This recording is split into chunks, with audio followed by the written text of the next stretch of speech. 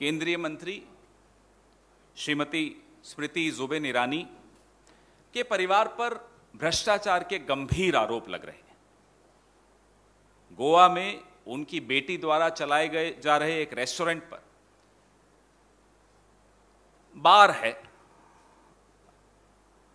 वैसे तो क्योंकि स्मृति ईरानी जी जिस पार्टी से आती हैं उसकी राजनीतिक संस्कृति के हिसाब से तो शायद वो बार भी बड़ा संस्कारी बार होगा, उस पर टिप्पणी न करें तो अच्छा है। चलिए आगे चलते हैं। उस पर एक फर्जी लाइसेंस लेने का आरोप है। वो लाइसेंस एक ऐसे व्यक्ति के नाम पर है जिनका देहांत मई 2021 में हुआ और लाइसेंस जून 2022 में एक ऐसे व्यक्ति के नाम पर लिया गया जिसकी मौत हुए 1 साल 1 महीना हो चुका था। 13 महीने पहले जिसका देहांत हो गया हो उसके नाम पर गोवा में स्मृति ईरानी जी की सुपुत्री, मैं उनका नाम नहीं लूंगा क्योंकि जैसा कि मैंने कहा वो राजनीति में नहीं है, उन पर टिप्पणी नहीं करूंगा, लेकिन स्मृति ईरानी जी की पुत्री ने वो लाइसेंस लिया। गैरकानूनी काम यहां शुरू हुआ है, यहां रुक नहीं गया। एक मृत व्यक्ति के नाम पे आप लाइसेंस ले लेते हो, उस व्यक्ति की मौत हुए 13 महीने हो चुके हैं और गोवा के कानून के हिसाब से एक रेस्टोरेंट को एक लाइसेंस मिल सकता है बार का। तो दूसरा गैरकानूनी काम क्या हुआ? इस रेस्टोरेंट को, जी नहीं, उसका नाम कोई तुलसी संस्कारी बार नहीं है, उसका नाम है सिली सोल्स बार। इस रेस्टोरेंट को 2 लाइसेंस मिले हैं। यह दूसरा गैरकानूनी काम हुआ है। और तीसरा गैरकानूनी काम क्या हुआ है? किसी भी ऐसे प्रेमिसेस को लाइसेंस देने से पहले यह आवश्यक है कि वो रेस्टोरेंट के तौर पे रजिस्टर्ड है, उसको रेस्टोरेंट का लाइसेंस मिला हुआ हो। तीसरा गैरकानूनी काम यह है कि इस रेस्टोरेंट को रेस्टोरेंट चलाने का लाइसेंस नहीं मिला हुआ। 3 गैरकानूनी काम कैसे संभव हो सकते हैं? क्या मैं और आप ऐसा काम कर सकते हैं या करने की सोच भी सकते हैं? हैरानी की बात यह है कि जो आपके समर्थक हैं उनके बच्चे तो लुलु मॉल का गेम खेलें, हनुमान चालीसा और नमाज की लड़ाई लड़ें।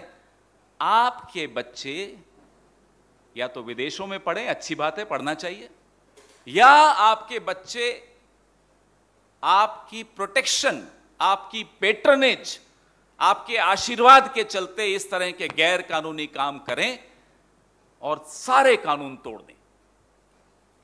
हम स्मृति ईरानी जी से कुछ जवाब मांगना चाहते हैं।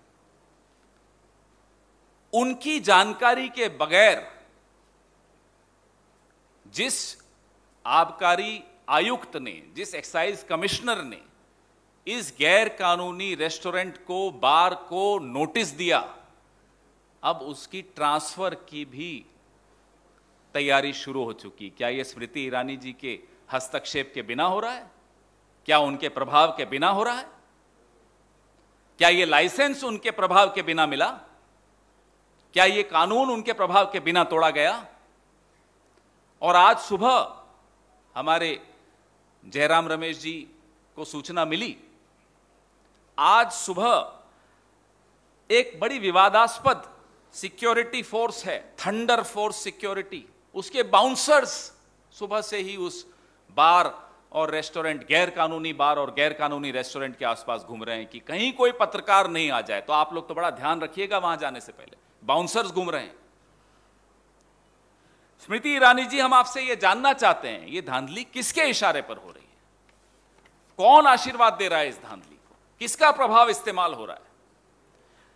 इन अवैध कार्यों को अंजाम देने के पीछे कौन है? जो स्मृति ईरानी कल तक राहुल गांधी जी और सोनिया गांधी जी को लेकर तरह तरह के सवाल पूछ रही थी, हम उनसे जानना चाहते हैं कि ये बार वालों को चलाने वालों से क्या दिक्कत है। हम तो अखबार चला रहे हैं, उसमें आपको दिक्कत है, और आप गैर कानूनी रूप से बार चला रहे हैं और हम सवाल नहीं पूछें, यह संभव नहीं है।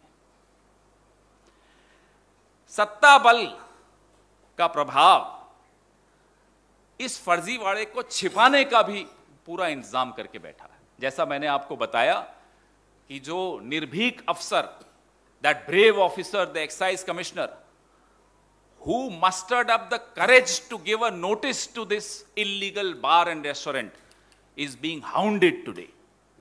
You do not be surprised if he gets transferred or gets shunted out today. That's the level of corruption, that's the level of shamelessness, that's the level of brazen arrogance of this government, represented by Smriti Zubin Irani, one of the most favorite ministers of the Prime Minister. हम प्रधानमंत्री जी आपसे भी यह मांग करते हैं। आपकी तो मैंने सुना याददाश्त बड़ी अच्छी है प्रधानमंत्री जी, आपको तो याद होगा 12 दिसंबर 2004 को सूरत में स्मृति जुबिन ईरानी ने उस वक्त के गुजरात के मुख्यमंत्री का इस्तीफा मांगा था।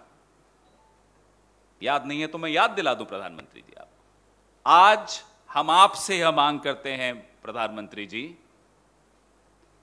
कि स्मृति जुबिन ईरानी को तुरंत प्रभाव से मंत्रिमंडल से बर्खास्त किया जाए। You owe it to this country, you owe it to the youth of this country. You cannot mislead the youth of this country to play Lulu Mall while your own children indulge into such illegal activities thanks to the patronage provided by you, Smriti Zubin Irani. My colleague, the Mahila Congress President, Netta D'Souza, is also with us. So all your questions, I would request you to restrict your questions on the issue at hand. We, three of us are here to respond to these questions.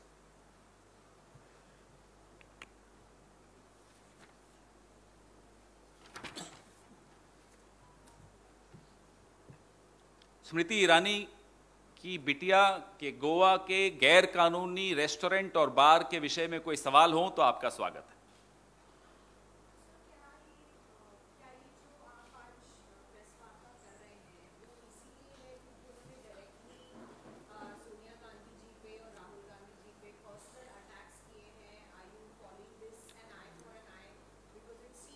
There cannot be any comparison. As I said, बार वालों को अखबार वालों से दिक्कत क्या है?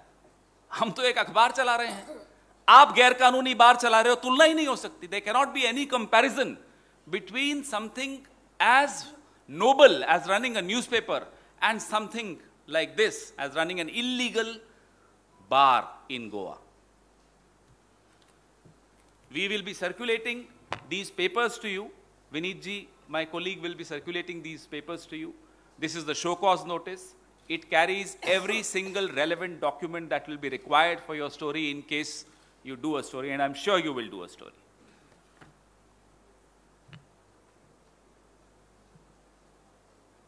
कोई और सवाल? जयराम जी is here.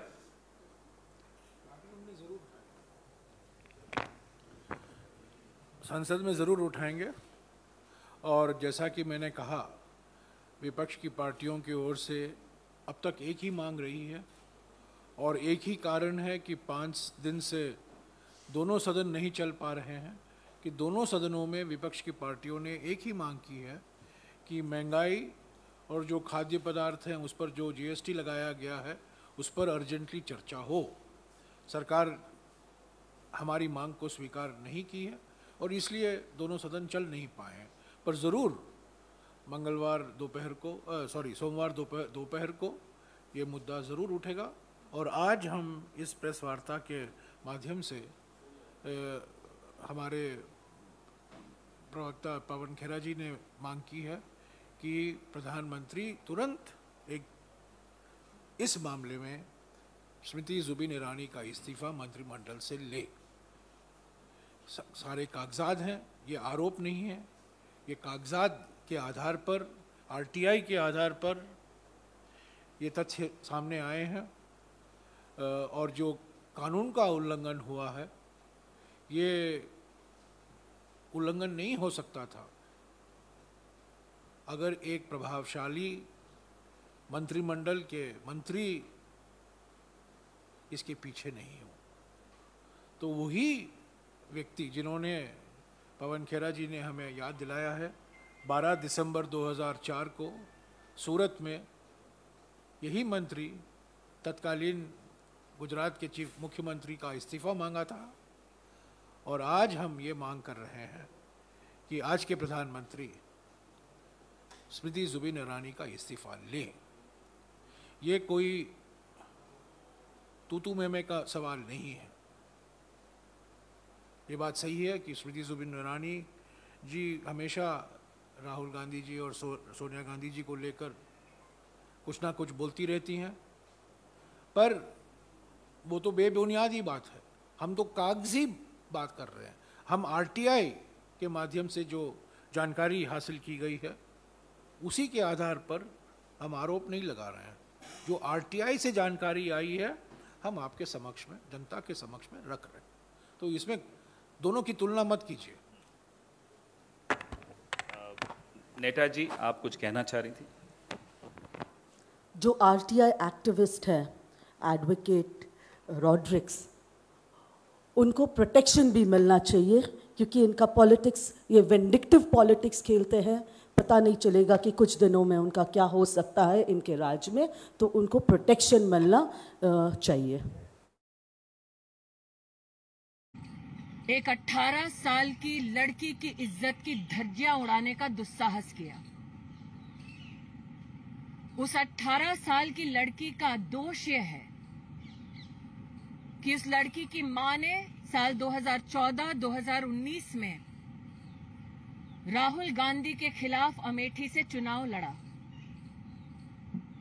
जिस 18 साल की लड़की की इज्जत पर कांग्रेस के प्रवक्ताओं ने आज हमला किया, उस लड़की का दोष यह है कि उसकी मां स्मृति ईरानी सोनिया गांधी और राहुल गांधी के खिलाफ प्रेस में कॉन्फ्रेंसेस करती है। उस लड़की का जो 18 साल की है, कॉलेज के प्रथम वर्ष में पढ़ती है, उसका दोष यह है कि उसकी मां ने सोनिया गांधी राहुल गांधी के 5,000 करोड़ की लूट के ऊपर प्रेस वार्ता की। आज अपनी एक प्रेस कॉन्फ्रेंस में कांग्रेस के प्रवक्ता ने हंसते हुए जिस लड़की पर आक्रमण किया, वो राजनीति में नहीं है,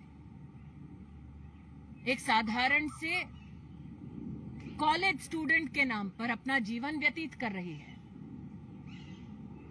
लेकिन कांग्रेस के प्रवक्ता ने अपने हाथ में कागज दिखाते हुए यह आरोप मढ़ा कि वो लड़की एक अवैध बार चलाती है।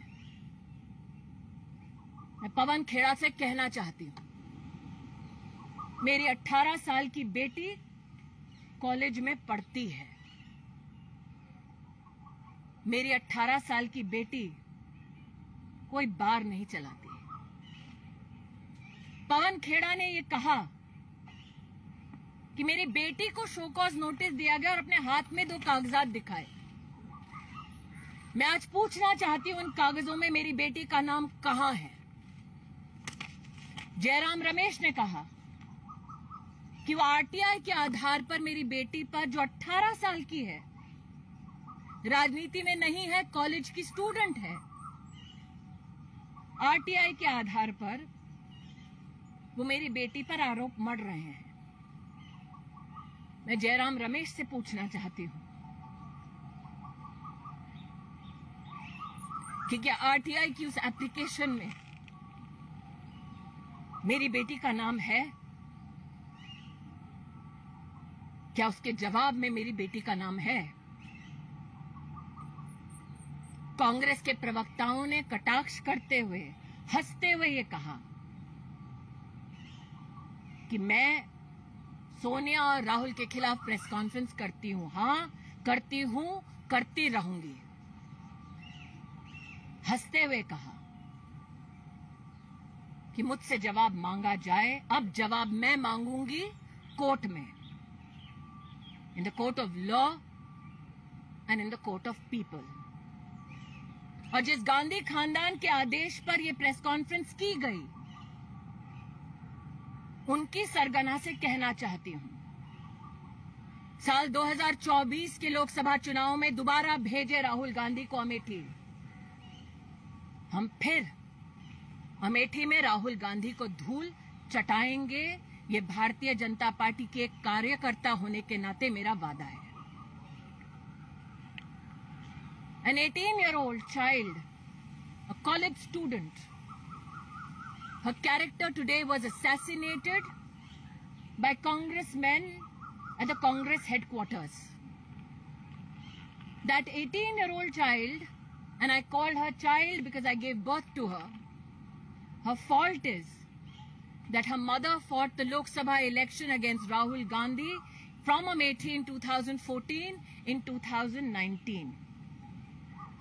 That 18-year-old girl, her fault is that her mother, as has been said by the Congress spokesperson, does press conferences against Sonia Gandhi and Rahul Gandhi. That 18-year-old girl, her character today was publicly mutilated by the Congress spokespeople. And they claimed that the mutilation stemmed from a show cause notice. I want to ask that congressperson, where is my daughter's name in the papers that he flashed? Jairam Ramesh said that he's taking a position on the basis of an RTI application.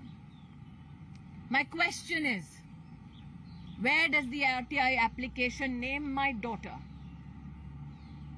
The allegation that my daughter runs an illegal bar is malicious with the intent not only to assassinate her character but also to politically malign me. It is done at the directions, as was obviously stated by Pawan Kheda, of the Congress leadership, namely the Gandhi family, because I had the audacity to hold a press conference and question Sonia Gandhi and Rahul Gandhi for the 5,000 crore loot of the Indian treasury. So to the gentleman who sat there, giggled as they assassinated my daughter's character, I will see you in the court of law and in the court of people. And to the Gandhi family, which directed that this press conference be held against my child, I tell you this: send Rahul Gandhi back to fight the Lok Sabha election in 2024 from Amethi and he will lose again. That is my promise as a BJP worker and as a mother to that 18-year-old child. I will see them in the court of law.